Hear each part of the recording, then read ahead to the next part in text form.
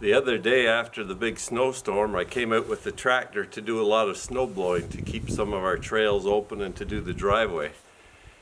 As I went along, the temperature rose and it got to the point where the snow became a very dense packing snow, and it kept clogging up the snowblower. I'd have to stop every 100 feet or so and clean off the auger at the back of the snowblower. And it became a very frustrating process because I'd have to keep stopping and cleaning, stopping and cleaning. So eventually I just ended the day and brought the tractor back. I had been out for 2.5 hours, I think, doing that. And I just didn't feel like cleaning out the snowblower at the time. So I'm going to pull it out now and take some of the ice accretion off it, because as you'll see, the snowblower won't work properly with that on it. So as you can see here, this part of the auger roller is covered in dense snow-packed ice.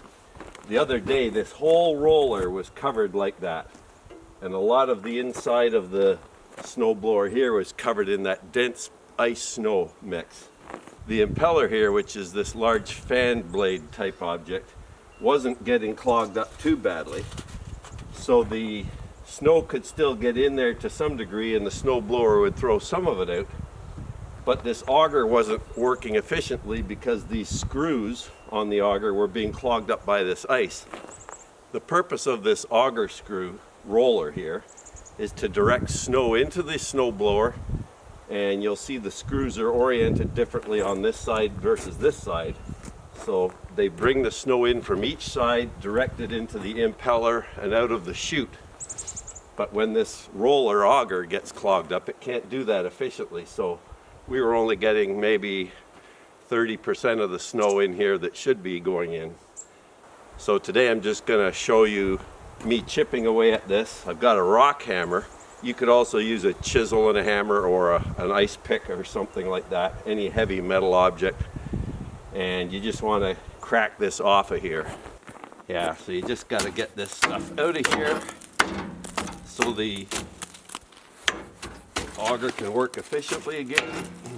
Now ideally, I would have done this the other day at the end of my snow blowing session, because then it was warm and it was a little easier to take off. It's actually not as bad as I thought it was going to be. I thought it was going to be pure ice, but it's just fairly hard snow right now. Well, it's icy. But normally you'd do this at the end of every snow blowing session, because if you get this caked like this and then you get a week or two of freezing, really cold temperatures, it's going to be a lot harder to take off after it freezes on here, especially when it gets down to -10 and -20 degrees. It'll just turn to a block of ice.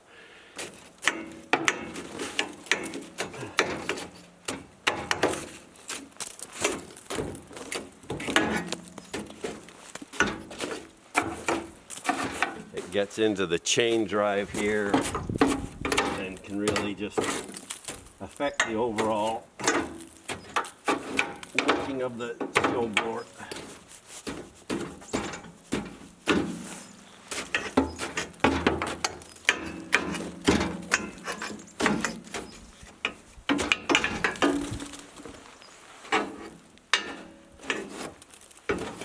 Now what I'll do is I'll just start the tractor up and turn the PTO on, and then this will clear some of this out.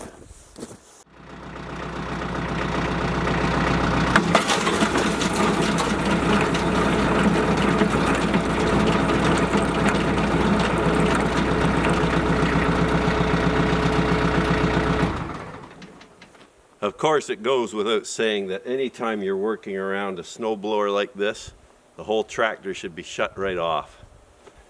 There's always a risk that if the tractor's running, something might put the PTO on. It's not likely, but something might switch it on and you'd have your hands in here. Anyhow, I still have some minor ice to remove here.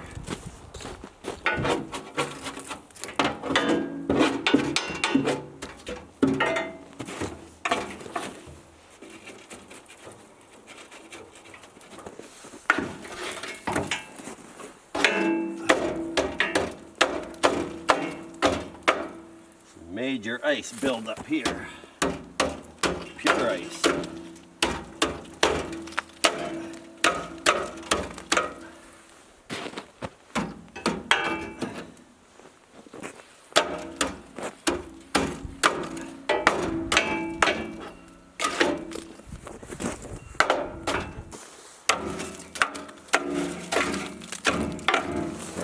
Chunk of pure ice right there.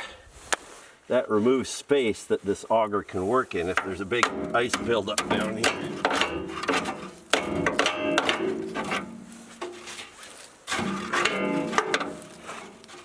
That's a good method to use, just tapping the bottom of the snowblower.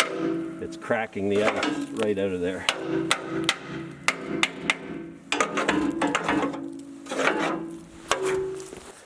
A nasty big piece of ice in the chain drive here. Here it comes. It's coming. There's some dirt in here too, which is not a good thing. Or a mixture of ice and dirt. That's really not good.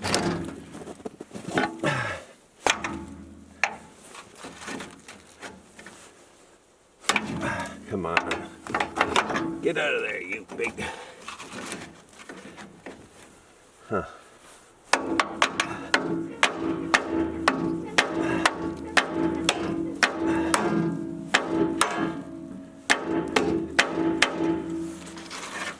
Look at that thing.